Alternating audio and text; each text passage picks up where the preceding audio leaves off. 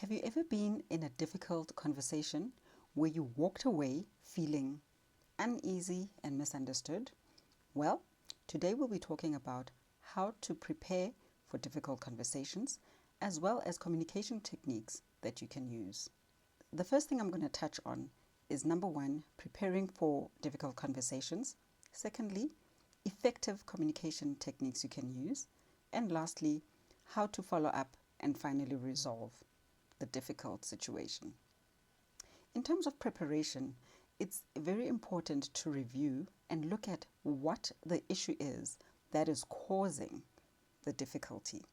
For example, if you have a team member who's always arriving late for meetings, it's important that you meet up with them and set clear goals before communicating with them, so that when you then sit with them and say, to address the issue, you know exactly what it is that needs to be addressed.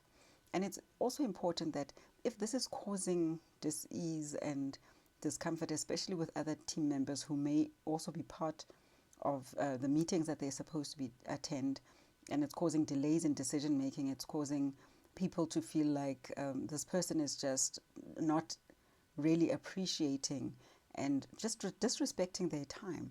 It's important to make sure that you're clear on what it is that needs to be addressed. Like in this instance, a team member who keeps arriving late. And it's important that when you do address them, especially if it's something that they do habitually, that you don't shout and scream at them, but you ensure that you stay calm and focus on how their behavior is impacting not just you, but the rest of the team, and not really blaming them, but trying to find out and address the issue at hand. Secondly, it's important to use I statements as one technique. When you use statements like, I feel concerned when meetings start late, this can actually then not put them on the defensive, but cause them to see how it is impacting you. And it's also important to actively listen to what it is that they're saying in response to that, and so that you're not getting defensive and they're not getting defensive. Because by using I statements, you are focusing more on the issue and not on the person. Because maybe the reason the person is always late is because maybe they just are not setting reminders and timers for their meetings. I don't know. But basically what I'm saying is first find out what the issue is and explain to them how it's impacting you and the rest of whoever it is that you're working with. Because by doing that, then you can focus on the issue and address the issue instead of attacking the person.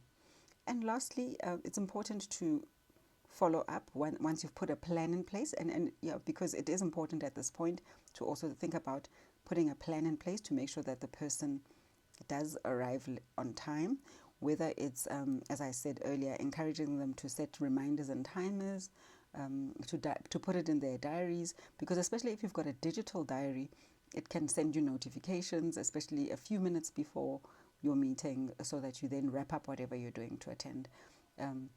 Or maybe adjusting their schedule, because maybe this person just has a lot of work to do and is overloaded, and fitting in meetings may be a challenge. So you may have to look at other alternatives, depending, of course, on what the issue is that's causing the problem. And also, if there is no improvement in the situation, set up follow-up meetings and continually review progress, and if you do find that the person's behavior does change and they do start arriving on time and making an effort, commend them for it, and it's great that you're now finally making it on time, because everyone is appreciating it, or something, I don't know. And also, if possible, and if it does obviously not get better, put it in writing and find ways to make sure that it is addressed, especially if it's a behavior that's affecting an entire team. So yeah, like I said, it's important that you prepare when you're dealing or navigating a difficult conversation. Make sure that you are ready and prepared. You've thought through what you want to say before you speak to the person, and also be open-minded. Be willing to listen to the person and consider what they also have to say.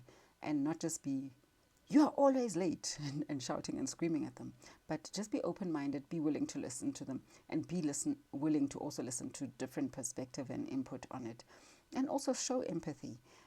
This is when you show that you understand what the person is going through, and appreciate and acknowledge what they're feeling, and lastly, listen to them, not just information going in one ear and out the other, but really focus in on what they're saying so that you understand where they're coming from and what it is that is causing their behavior, or what it is that is causing the difficult situation.